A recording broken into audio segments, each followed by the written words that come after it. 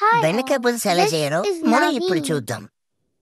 ముందుగా మనం తీసుకోవాల్సింది బెండకాయలు, ఉల్లిపాయలు, చింతపండు, ఒక నిమ్మకాయ సైజ్ చింతపండు వేసుకోండి, ఒక 4 పచ్చిమిరకాయలు, కరివేపాకు. మెయిన్ కరివేపాకు ఉంటే ఫ్లేవర్ సూపర్గా వస్తుంది. ఆనియన్స్ చిన్న చిన్నగా కట్ చేసుకుని, పచ్చిమిరకాయలు చీలికని మీకు నచ్చిన సైజులో బెండకాయల్ని కట్ చేసుకోండి. ఒక నిమ్మకాయ సైజ్ చింతపండు తీసుకుని దాన్ని నీళ్ళలో నానబెట్టి పక్కన పెట్టండి. ఒక గిన్నె తీసుకుని దాంట్లో 5 టేబుల్ స్పూన్స్ ఆయిల్ వేసుకోండి. 5 to 8 ధనియాలు అనేది యాడ్ చేసుకోండి. 2 ఎండుమిర్చి అనేది ఫస్ట్ యాడ్ చేసుకోండి. Red chillies. జస్ట్ అలా గరిటెతో తిప్పిన తర్వాత గ్రీన్ చిల్లీస్ అనేది యాడ్ చేసుకోండి.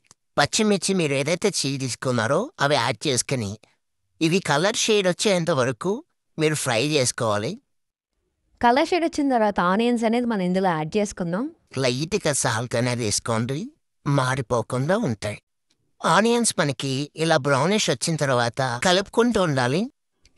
మనకు ఆనియన్స్ ఫ్రై అయిన తర్వాత ఇక్కడ కరివేపాకు అనేది మనం యాడ్ చేసుకుని ఆయిల్లో అలా అలా ఒక్కసారి కలుపుకుని పసుపు యాడ్ చేసుకుని కలుపుకుని మనం చేసేది పులుసు కాబట్టి ఒక 2.5 స్పూన్స్ కారం వేసుకోవాలి. మీకు స్పైసీ బట్టి మీకు ఎంత కావాలో అంత వేసుకోండి కారం.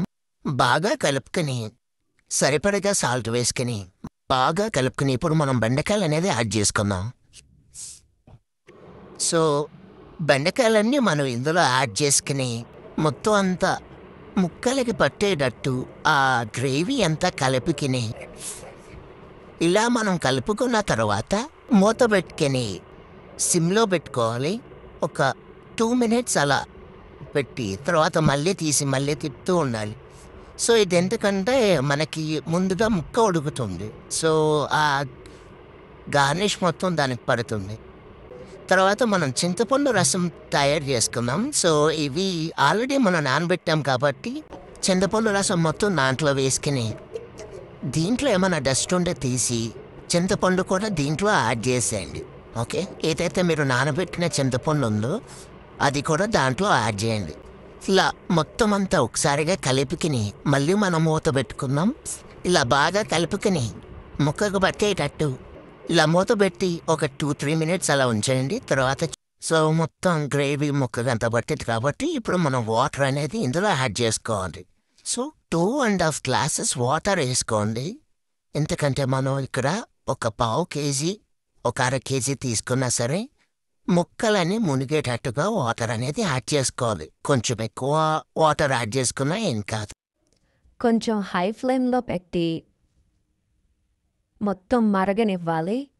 అప్పుడే మనకి ముక్క అనేది ఉడుకుతుంది.